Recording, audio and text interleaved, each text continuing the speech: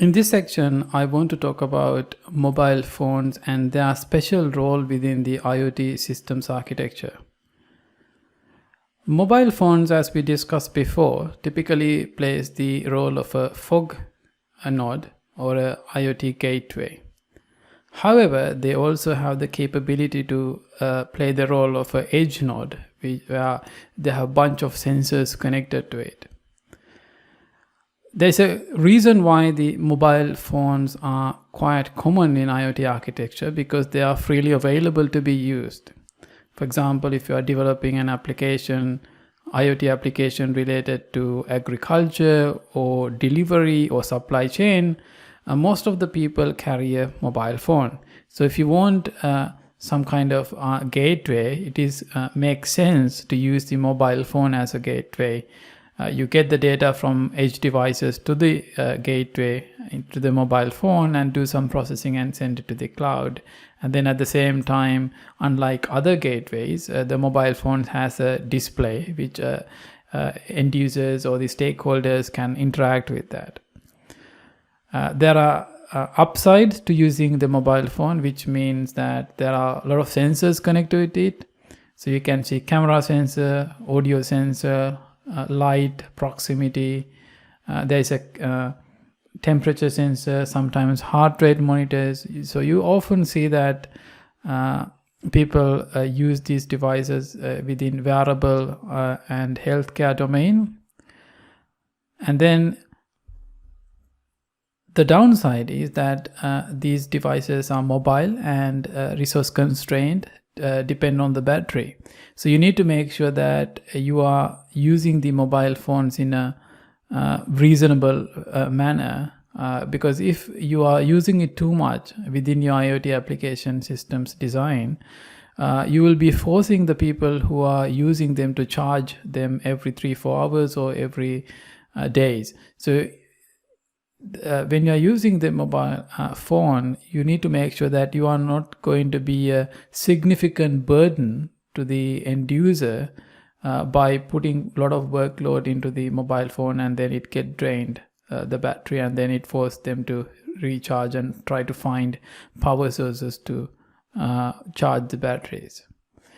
Or you need to think about developing some kind of battery packs that are specialized to extend the battery of a mobile phone if it makes sense. For example, if you're talking about agriculture, and then the farmers are far from a direct power source, you need to think about if the communication need to happen, and if the most efficient way is to use the mobile phone, then you need to think about how to power or how to compensate the end users when you are using their devices to do some processing.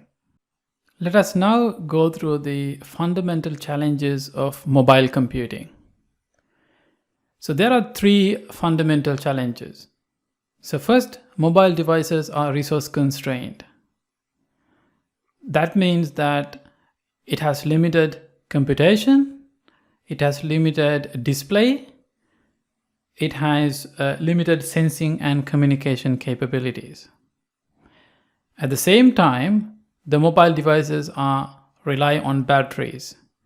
So energy could be consumed for computation, display, communication, and sensing. You will understand later that communication consumes the most amount of energy. Therefore, it is necessary to employ and develop energy efficient algorithms when you are dealing with mobile devices. The second challenge is the mobile connectivity is highly variable in terms of performance and reliability. So it has multiple capabilities like cellular, Wi-Fi, Bluetooth, and NFC. But you need to carefully manage these connectivities and use them in appropriate situations to make sure that you have some kind of a backup plan if the preferred communication technology fails for a period of time. For example, the mobile device may be moved into an area that does not have coverage. So you need to make sure that what to do if that happens. Either use some other technology. For example, if Wi-Fi is not available, then you use cellular. or Bluetooth? Is it possible? Does it make sense to do that? So you need to be able to program these different ways of behaviors when you are dealing with mobile devices. And also the communication consumes significant amount of energy. So it is a trade-off between the throughput, the cost. For example, cellular is high cost. Then you need to determine whether it makes sense to use 3G, or can you wait until you find a free Wi-Fi connection or something like that. And then if you are sending large volumes of data, it means that the communication modules are switched on for a long period of time. Then that will drain the battery. Is it worth doing that? So all those kind of decisions that you need to make when you are designing an IoT application where the mobile device is part of the design. And also you need to keep in mind that mobile devices are inherently less secure. Most of the mobile devices are vulnerable to eavesdropping, and then you need to be careful to make encrypted communication. And also the devices could get stolen because of the mobile and the mobility nature. So you need to make sure that the data, if you are storing, are secure and encrypted, so nobody can access them even the device gets stolen. And then you might want to think about developing ways and mechanisms to detect if someone else is unauthorizingly using these devices or accessing it some way. You might also want to think about whether you want to implement a remote device wipeout. So if the device gets stolen or missing, you might want to think about wiping the device remotely so nobody can access the data anymore. So those kind of security measures you need to think about when you are dealing with mobile applications. There are a number of challenges that you need to take into the consideration when you are designing mobile computing systems. First, you need to think about the distributed system issues. How do you do the remote communication? What are the fault tolerance plans? You need to think about remote information access. How do you access the information remotely? Are they push or pull? Does the cloud platform is getting data periodically, or does the cloud need to make a request to get access to the data? And then you need to think about the distributed security. How do you secure the distributed system? Then you have the networking issues. You need to think about what kind of wireless communication you need to use. What are the transport layer for wireless channels? You need to decide whether you need to use some kind of reliability, whether you choose UDP or TCP IP for a more acknowledgement-based communication, more reliable, versus less overhead in the UDP but less reliable. Then you need to think about the energy issues. So you need to think about what are the hardware components you have consumes more energy. What is the energy budget? Then you need to think about the communication. Can you adapt the communication? You prefer certain type of communication when you have the enough power or the energy, and then you deplete the battery, and at some point you change the communication pattern or a communication technology, like moving from Wi-Fi to low energy Bluetooth. And then how do you upload the data? As I discussed before, and then I will be discussing later as well, that in an IoT system, the data communication module is the one that takes the most energy consumption module. So you need to make sure that you use it in an intelligent way.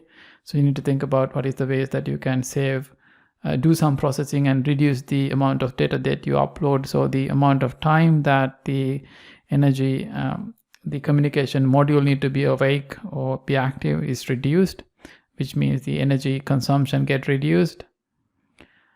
And then you need to think about when to wake and when to sleep, the particular edge node, if they especially do not have the direct energy consumption, power or battery source.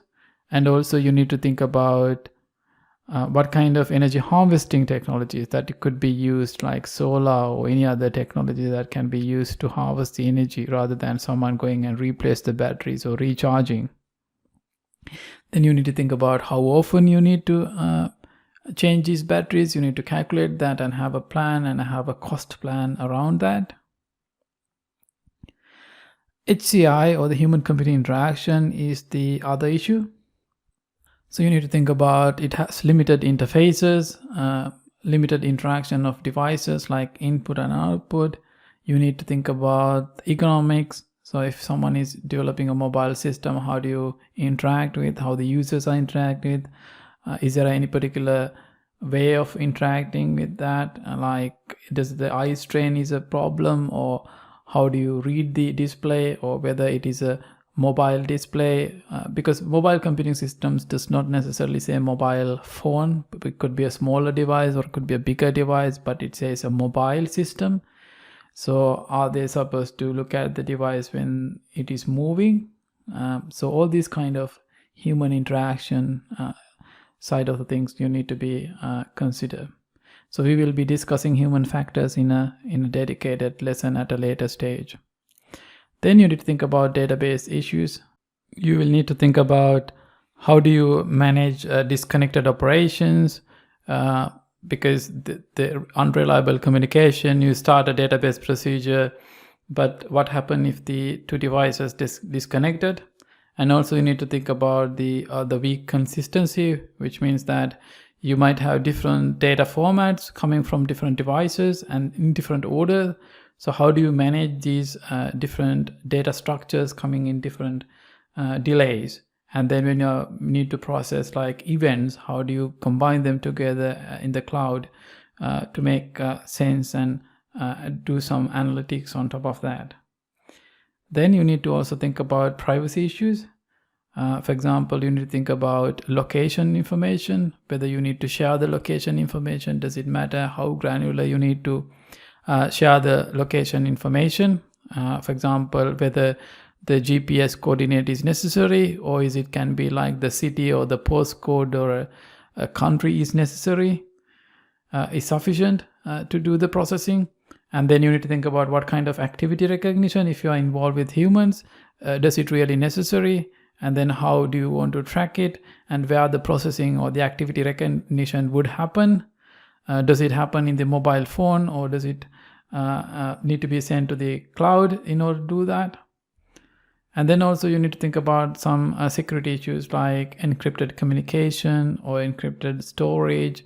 What happens the particular device get lost? Those kind of security issues. So these are very broad set of challenges, but there are many more challenges that you need to solve when designing a mobile computing system. But this is a good start for you to think about the IoT application. Wireless communication can be organized into two different fashions. First, we have the infrastructure based. The second, we have the ad hoc mode. So you need to pick one of these architecture or both and combine them in a meaningful order. Depends on the IoT application you are going to design. You might want to think about what is the already established infrastructure you have in a particular geographical area. Infrastructure based means that you have the base stations, physical infrastructure already deployed, and your mobile devices will be connected to those stations. And then you have the handoff. Mobile devices move across different geographical areas, and then they will communicate with the closest station. And then the stations are wired into the network. In the ad hoc mode, there are no base stations.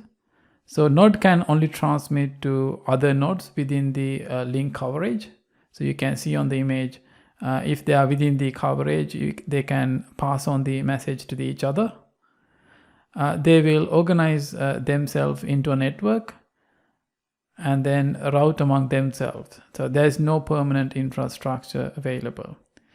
So you need to think about when you are deploying an IoT system, whether you already have the infrastructure or whether you will need to develop some additional mechanisms to organize your devices into ad hoc mode infrastructure where they communicate each other.